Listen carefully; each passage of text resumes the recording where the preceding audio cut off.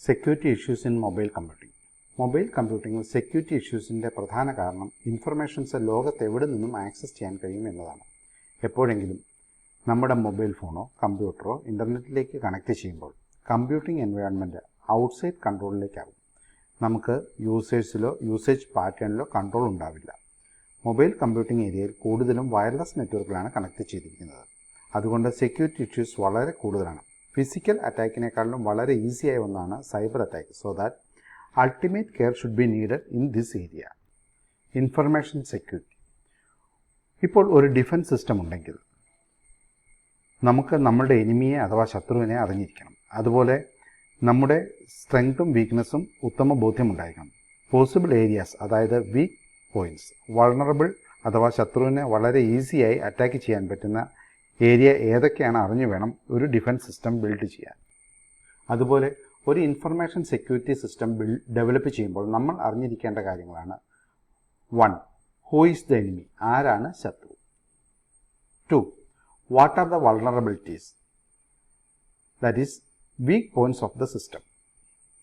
3. What are the weak links of the system, നമ്മുടെ സിസ്റ്റത്തിലെ week ലിങ്കുകൾ, ഇതിനെ വളരെ കൃത്യമായി ഐഡൻറ്റിഫൈ ചെയ്യണം. 4. What could be the possible exploitation of these vulnerabilities by the resulting attacks? ഈ വീക്ക് സിസ്റ്റം വഴിയുള്ള അറ്റാക്ക് കൊണ്ട് നമ്മുടെ സിസ്റ്റത്തിന് എന്തൊക്കെ ലോസസ് അഥവാ നഷ്ടങ്ങൾ ഉണ്ടാകുന്നു എന്ന് തിരിച്ചറിയണം. 5. വാട്ട് നീഡ്സ് സ്പെഷ്യൽ പ്രൊട്ടക്ഷൻ, ഏതൊക്കെ ഏരിയ, ഏതൊക്കെ ഡേറ്റ, ഏതൊക്കെ ലിങ്കുകൾ എന്നിവയ്ക്ക് സ്പെഷ്യൽ പ്രൊട്ടക്ഷൻ വേണം എന്ന് കണ്ടുപിടിക്കണം. 6. How much does the system cost in terms of money. ഇതുവരെ പറഞ്ഞ ഇഷ്യൂസ് അല്ലെങ്കിൽ ഫാക്ടേഴ്സ് വെച്ച് ഒരു സെക്യൂർ സിസ്റ്റം ഡെവലപ്പ് ചെയ്യുകയും മാനേജ് ചെയ്യുക എന്നിവ വളരെ കോസ്റ്റ്ലിയാണ്. എന്നിരുന്നാലും ഇത് ഒരു പെർഫെക്റ്റ് സെക്യൂരിറ്റി നമുക്ക് അഷ്വർ ചെയ്യുന്നില്ല. അറ്റാക്സ് എപ്പോൾ വേണമെങ്കിലും ഉണ്ടാവാം. അറ്റാക്സ്. ഒരു സെക്യൂരിറ്റി സിസ്റ്റം മെയിനായി ഫോക്കസ് ചെയ്യുന്നത് അസറ്റിനെ അറ്റാക്കിൽ നിന്ന് സെക്യൂർ ചെയ്യാതെ ഡിഫെൻഡ് ചെയ്യുക എന്നതാണ്. സിസ്റ്റം വൾണറബിൾ ആകുമ്പോഴാണ് അറ്റാക്സിന് സാധ്യത കൂടുതൽ. ചില പ്രത്യേക താല്പര്യങ്ങൾ വൾണറബിലിറ്റി എക്സ്പ്ലോയിറ്റ് ചെയ്യാൻ ശ്രമിക്കാറുണ്ട്. ചില കേസുകൾ ഇത് നാച്ചുറലായി സംഭവിക്കാറുണ്ട്. ഏത് കേസിലായാലും there should be a loss. ആ ലോസ് സ്റ്റാറ്റിക് ഇൻഫർമേഷൻ അസറ്റ് അഥവാ സ്റ്റാറ്റിക് അസറ്റിനോ ഡൈനാമിക് അസറ്റ് അഥവാ ഇൻഫർമേഷൻ അസറ്റ് ഇൻ ട്രാൻസിറ്റിനോ ആകാം. സ്റ്റാറ്റിക് അസറ്റിന്മേലുള്ള അറ്റാക്ക് സാധാരണ വൈറസ് ഉപയോഗിച്ച് ഫയൽസ് ഡിലീറ്റ് ചെയ്യുക, നെറ്റ്വർക്കിൽ ജാമിംഗ് ഉണ്ടാക്കുക തുടങ്ങിയവയാണ്. ഡൈനാമിക് അസറ്റിന്മേലുള്ള അറ്റാക്കിന് എക്സാമ്പിൾ, നമ്മൾ ഓൺലൈനിൽ ഒരു ക്രെഡിറ്റ് കാർഡ് ട്രാൻസാക്ഷൻ നടത്തുമ്പോൾ നമ്മുടെ കാർഡ് നമ്പരും മറ്റു വിവരങ്ങളും മോഷ്ടിക്കുക. അതായത് ഇൻഫർമേഷൻ ട്രാൻസിറ്റ് ചെയ്യുമ്പോൾ യൂസർ അറിയാതെ കോൺഫിഡൻഷ്യൽ ഇൻഫർമേഷൻസ് കളക്ട് ചെയ്യും. സാധാരണ 4 കാറ്റഗറിയിലുള്ള അറ്റാക്സ് ആണ് ഡൈനാമിക് അസറ്റിന്മേൽ ഉണ്ടാകുന്നത്. ഡയഗ്രാം എയിൽ നോർമൽ ഫ്ലോ ഓഫ് ഇൻഫർമേഷൻ ആണ് കാണിക്കുന്നത്, അതായത് source to destination. First one interception, diagram B represent ചെയ്യുന്നത്. ഇവിടെ അൺഓതറൈസ്ഡ് ആയിട്ടുള്ള പാർട്ടി അഥവാ തേർഡ് പാർട്ടിക്ക് ഇൻഫർമേഷൻ ആക്സസ് കിട്ടുകയും തുടർന്ന് ഡേറ്റ കോപ്പിംഗ് അല്ലെങ്കിൽ കോൺവെർസേഷൻ ടാപ്പിംഗ് തുടങ്ങിയ ആക്ടിവിറ്റീസിൽ ഏർപ്പെടുകയും ചെയ്യുക. നെക്സ്റ്റ് മോഡിഫിക്കേഷൻ, ഡയഗ്രാം 3 റെപ്രസെൻറ്റ് ചെയ്യുന്നതാണ് മോഡിഫിക്കേഷൻ. ഒരു അൺഓതറൈസ്ഡ് പാർട്ടിക്ക് ഇൻഫർമേഷൻ ആക്സസ് കിട്ടുകയും ട്രാൻസ്മിറ്റ് ചെയ്യുന്ന ഇൻഫർമേഷനെ മോഡിഫൈ ചെയ്തതിനു ശേഷം റിസീവർക്ക് റീട്രാൻസ്മിറ്റിംഗ് ചെയ്യുക. Man in the middle attack ഈ ടൈപ്പ് അറ്റാക്സിൻ്റെ കാറ്റഗറിയിൽ വരും. 3. ഫാബ്രിക്കേഷൻ, ഡയഗ്രാം ഡി റെപ്രസെൻ്റ് ചെയ്യുന്നു. അൺഓതറൈസ്ഡ് ആയിട്ടുള്ള ഒരാൾ ഫേക്ക് ആയിട്ടുള്ള ഇൻഫർമേഷൻ സിസ്റ്റത്തിലേക്ക് ഇൻസേർട്ട് ചെയ്യുന്നതിനെയാണ് ഫാബ്രിക്കേഷൻ എന്ന് പറയുന്നത്. 4th വൺ ഇൻറപ്ഷൻ, ഡയഗ്രാം ഇ റെപ്രസെൻ്റ് ചെയ്യുന്നു. ഒരു അസറ്റ് അല്ലെങ്കിൽ ഇൻഫർമേഷൻ ഡിസ്ട്രോയ് ചെയ്യുക അല്ലെങ്കിൽ നശിപ്പിക്കുക. ഇത് സ്റ്റാറ്റിക് അസറ്റിനെയോ ഡൈനാമിക് അസറ്റിൻ്റെയോ അവൈലബിലിറ്റി അറ്റാക്ക് ചെയ്യുക. ഒരു റൂട്ടർ ബിസിയാക്കി ക്ലയൻറ്റ് സെർവർ കമ്മ്യൂണിക്കേഷനെ തടയുന്ന ഒരു എക്സാമ്പിളാണ്. സ്റ്റാറ്റിക് അസറ്റിൽ കോമണായി ഉണ്ടാകുന്ന അറ്റാക്സ് ആണ്: 1. Virus and bombs.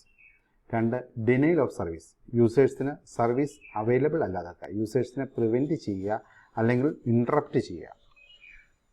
3. Intrusion, computer system hack ചെയ്യുക അല്ലെങ്കിൽ പെർമിഷൻ ഇല്ലാണ്ട് യൂസ് ചെയ്യുക. സോഫ്റ്റ്വെയർ ഉപയോഗിച്ച് ഇൻട്രൂഷൻ പോസിബിൾ ആണ്. 4th വൺ റീപ്ലേ അറ്റാക്ക്, ഒരു valid data transfer intentionally delay ചെയ്യിപ്പിക്കുകയോ റിപ്പീറ്റ് ആയി അയക്കുകയോ ചെയ്യുക. 5th one buffer overflow attack, ഒരു എക്സിക്യൂട്ടബിൾ പ്രോഗ്രാമിൻ്റെ വൾണറബിലിറ്റി എക്സ്പ്ലോയിറ്റ് ചെയ്ത് സ്റ്റാക്ക് ഓവർഫ്ലോ കണ്ടീഷൻ ഉണ്ടാക്കി അറ്റാക്കേഴ്സിന് വേണ്ടി വർക്ക് ചെയ്യിപ്പിക്കുന്നതാണ് buffer overflow attack. 6th one, trap door attacks അല്ലെങ്കിൽ ബാക്ക് ഡോർ അറ്റാക്സ്. നോർമൽ ആക്സസിന് പകരം സിസ്റ്റത്തിൻ്റെ അൺഡോക്യുമെൻറ്റഡ് ഫീച്ചേഴ്സിൽ കൂടി ആക്സസ് നടത്തുന്നതാണ് trap door attack. Components of information security. കുറച്ച് കാലം മുമ്പ് വരെ ഇൻഫർമേഷൻ സെക്യൂരിറ്റി എന്നാൽ ഒരു മെസ്സേജ് അല്ലെങ്കിൽ ഒരു ഡേറ്റ അല്ലെങ്കിൽ ഒരു ഇൻഫർമേഷൻ സീക്രട്ടായി സൂക്ഷിക്കുക എന്നതായിരുന്നു. സാധാരണ എൻക്രിപ്ഷൻ ടെക്നിക്സ് ഉപയോഗിച്ചാണ് ഇത് ചെയ്തിരുന്നത്. പക്ഷേ ഇന്ന് ഇൻഫർമേഷൻ സെക്യൂരിറ്റി എന്നാൽ confidentiality, integrity, availability, non repudiation, authorization, trust, accounting എന്നിങ്ങനെ എല്ലാ കോമ്പോണൻസും ഇതിനെ അഫക്റ്റ് ചെയ്യുന്ന എല്ലാ പോസിബിൾ അറ്റാക്സും ഉൾപ്പെടുന്നു.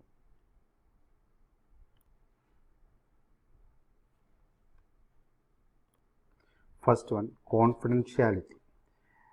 ഡാറ്റ എൻക്രിപ്ഷൻ വഴിയാണ് കോൺഫിഡൻഷ്യാലിറ്റി എൻഷുർ ചെയ്യുന്നത്. ഒരാൾ ഒരു പ്രത്യേക ഭാഷയിൽ ഇംഗ്ലീഷോ മലയാളമോ ഫ്രഞ്ചോ ഏതുമാകട്ടെ എഴുതുന്ന ഒരു മെസ്സേജ് അഥവാ സന്ദേശം, അതിനെ നമുക്ക് പ്ലെയിൻ ടെക്സ്റ്റ് അല്ലെങ്കിൽ ക്ലിയർ ടെക്സ്റ്റ് എന്ന് വിളിക്കാം. എൻക്രിപ്ഷൻ ടെക്നിക്സ് ഉപയോഗിച്ച് ഈ പ്ലെയിൻ ടെക്സ്റ്റിനെ ഒരു മനുഷ്യനോ ഒരു മെഷീനോ വായിക്കാവുന്ന വിധത്തിൽ നിന്നും മാറ്റി കൺവേർട്ട് ചെയ്യുന്നു. ഈ പ്രോസസ്സാണ് എൻക്രിപ്ഷൻ. എൻക്രിപ്റ്റ് ചെയ്ത മെസ്സേജിനെ സൈഫർ ടെക്സ്റ്റ് എന്ന് വിളിക്കുന്നു. സൈഫർ ടെക്സ്റ്റിനെ പഴയ പ്ലെയിൻ ടെക്സ്റ്റായി മാറ്റുന്ന പ്രോസസ്സാണ് ഡീക്രിപ്ഷൻ. പ്ലെയിൻ ടെക്സ്റ്റ് എന്നത് ഒരു ഓഡിയോയോ അല്ലെങ്കിൽ ഒരു വീഡിയോ ഒക്കെ ആകാം. എൻക്രിപ്ഷൻ്റെ ഡിക്രിപ്ഷൻ്റെ ഡയഗ്രമാറ്റിക് റെപ്രസെൻറ്റേഷനാണിത്. ക്രിപ്റ്റോഗ്രഫിയിൽ 2 കോമ്പോണൻസാണ് മെയിനായിട്ടുള്ളത്, അൽഗോരിതംസും പ്രോട്ടോകോൾസും. ക്രിപ്റ്റോഗ്രാഫിക് അൽഗോരിതം എൻക്രിപ്ഷനും ഡിക്രിപ്ഷനും ഉപയോഗിക്കുന്ന ഒരു മാത്തമാറ്റിക്കൽ ഫംഗ്ഷനാണ്. അൽഗോരിതം യൂസ് ചെയ്യാനുള്ള പ്രോസസ്സും പ്രൊസീജിയറുമാണ് പ്രോട്ടോകോൾസ്. ഒരു പ്ലെയിൻ ടെക്സ്റ്റ് എൻക്രിപ്റ്റഡ് കീ ഉപയോഗിച്ച് എൻക്രിപ്റ്റ് ചെയ്ത് സെൻഡർ റിസീവറിന് അയക്കുന്നു. റിസീവർ ഡീക്രിപ്ഷൻ കീ ഉപയോഗിച്ച് ഡീക്രിപ്റ്റ് ചെയ്യുന്നു. ഒരു കീയുടെ പോസിബിൾ വാല്യൂസിനെ കീ സ്പേസ് എന്ന് വിളിക്കാം. ക്രിപ്റ്റോഗ്രാഫിക് പ്രാക്ടീസ് ചെയ്യുന്നവരെ ക്രിപ്റ്റോഗ്രാഫേഴ്സ് എന്നും ക്രിപ്റ്റോഗ്രഫിയുടെ സീക്രസി ബ്രേക്ക് ചെയ്യുന്നവരെ ക്രിപ്റ്റ് അനലിസ്റ്റ് എന്നും അറിയപ്പെടുന്നു. സ്റ്റെക്നോഗ്രഫി ഇതിൻ്റെ ഒരു റിലേറ്റഡ് ആണ്. ഇവിടെ ഒരു മെസ്സേജിനുള്ളിൽ മറ്റൊരു സീക്രട്ട് മെസ്സേജ് ഹൈഡ് ചെയ്തയക്കും. ഈ സീക്രട്ട് മെസ്സേജ് കൺസീൽഡ് ആയിരിക്കും. Second one, integrity. മെസ്സേജിൻ്റെ വിശ്വാസ്യത അഥവാ ട്രസ്റ്റ് എൻഷുർ ചെയ്യുന്നതിലേക്കായി ചെക്സംസ്, ഡിജിറ്റൽ സിഗ്നേച്ചർ മുതലായവ ആഡ് ചെയ്യുന്നു. ഇവിടെ റിസീവറിന് മെസ്സേജ് മോഡിഫൈ ചെയ്തിട്ടുണ്ടോ എന്ന് മനസ്സിലാവും.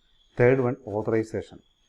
ഓതറൈസേഷൻ പ്രിവിലേജൻസിനെയാണ് ഡീൽ ചെയ്യുന്നത്. ഒരാൾക്ക് ഒരു ഡേറ്റയിൽ എന്തൊക്കെ ഫങ്ഷൻസ് പെർഫോം ചെയ്യാവുന്നത് പ്രിവിലേജസിനെ ബേസ് ചെയ്തിട്ടാണ്. റീഡ്, റൈറ്റ്, എക്സിക്യൂട്ട്, മോഡിഫൈ എന്നിവ പ്രിവിലേജസിൽ പെടും. Next, non repudiation. ഓതൻറ്റിക്കേഷനും നോൺ റിപ്യൂഡിയേഷനും തമ്മിൽ റിലേഷൻഷിപ്പ് ഉണ്ട്. ഓതൻറ്റിക്കേഷനിൽ ഒരു ട്രാൻസാക്ഷനുള്ള പാർട്ടീസിൻ്റെ ഐഡൻറ്റിറ്റി വാലിഡേറ്റ് ചെയ്യുമ്പോൾ നോൺ റിപ്യൂഡിയേഷനിൽ ഗ്യാരണ്ടി ചെയ്യുന്നത് ഒരു സെൻഡർ ഇലക്ട്രോണിക് ഫോമിൽ അയച്ച മെസ്സേജ് പിന്നീട് ഡിനേ ചെയ്യുകയോ ഒരു റിസീവർ റിസീവ് ചെയ്ത മെസ്സേജ് റിസീവ് ചെയ്തില്ല എന്ന് പറയുന്നതോ അവോയ്ഡ് ചെയ്യുകയാണ് ചെയ്യുന്നത്. Next, availability.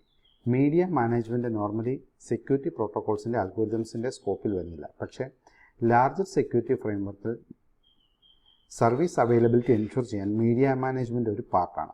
നോർമലി ഒരു മെസ്സേജ് സെൻഡ് ചെയ്യുമ്പോൾ അതിൻ്റെ കോൺഫിഡൻഷ്യാലിറ്റി, ഇൻറ്റഗ്രിറ്റി ഒക്കെ മെയിൻറ്റെയിൻ ചെയ്യാൻ പറ്റും. പക്ഷേ ഒരു അറ്റാക്കറിനെ മെസ്സേജ് ഡെസ്റ്റിനേഷനിൽ എത്തിക്കാതിരിക്കാൻ പറ്റും.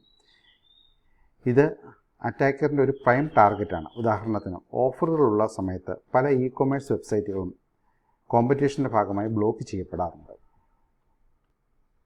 ട്രസ്റ്റ്. ഒരു നെറ്റ്വർക്കിനുള്ളിൽ യൂസേഴ്സിനെ ഓതൻറ്റിക്കേറ്റ് ചെയ്യുമ്പോൾ ഒരു പരിധിവരെയും സേഫാണ്. പക്ഷേ മൊബൈൽ കമ്പ്യൂട്ടിംഗ് എൻവയോൺമെൻറ്റിൽ ഇത് സീരിയസ് ആയിട്ടുള്ള ഇഷ്യൂസ് ഉണ്ടാക്കും. ഇങ്ങനെയുള്ള സിറ്റുവേഷൻസ് ഹാൻഡിൽ ചെയ്യാൻ ട്രസ്റ്റ് ബേസ്ഡ് സെക്യൂരിറ്റി മാനേജ്മെൻറ്റ് വളരെ അത്യാവശ്യമാണ്. ഇതിന് ഉദാഹരണം സെക്യൂരിറ്റി പോളിസിയുടെ ഡെവലപ്മെൻറ്റ്, ക്രെഡൻഷ്യൽസിൻ്റെ അസൈൻമെൻറ്റ്, വെരിഫിക്കേഷൻ ഒക്കെയാണ്. അക്കൗണ്ടിംഗ്. ഒരു സർവീസിൻ്റെ യൂസേജ് കാൽക്കുലേഷനാണ് അക്കൗണ്ടിംഗ് എന്ന പ്രോസസ്സ്. യൂസേജ് അനുസരിച്ച് സർവീസ് പ്രൊവൈഡറിന് ഫീ കളക്ട് ചെയ്യാൻ സാധിക്കും. Security issues in mobile computing. 2 category security ഇഷ്യൂസാണ് മൊബൈൽ കമ്പ്യൂട്ടിംഗ് ഉള്ളത്. ഒന്ന്, വയർലെസ് നെറ്റ്വർക്കിലെ സെക്യൂരിറ്റി ഇഷ്യൂസ്, അതായത് മൊബൈൽ ഡിവൈസും മൊബൈൽ സ്റ്റേഷനും നെറ്റ്വർക്കും ഇടയിലുള്ള സെക്യൂരിറ്റി ഇഷ്യൂസ്. 2, ഡിവൈസ് മൊബിലിറ്റി ആയിട്ട് ബന്ധപ്പെട്ട സെക്യൂരിറ്റി ഇഷ്യൂസ്. വയർലെസ് നെറ്റ്വർക്ക് ഇഷ്യൂസിൽ വരുന്ന denial of service, traffic analysis, eavesdropping, session interception and message modification, spoofing, captured and retransmitted message, information leakage. Device security ഇഷ്യൂസിൽ വരുന്ന pull attacks, push attacks, forced deauthentication, multi protocol communication, mobility and roaming.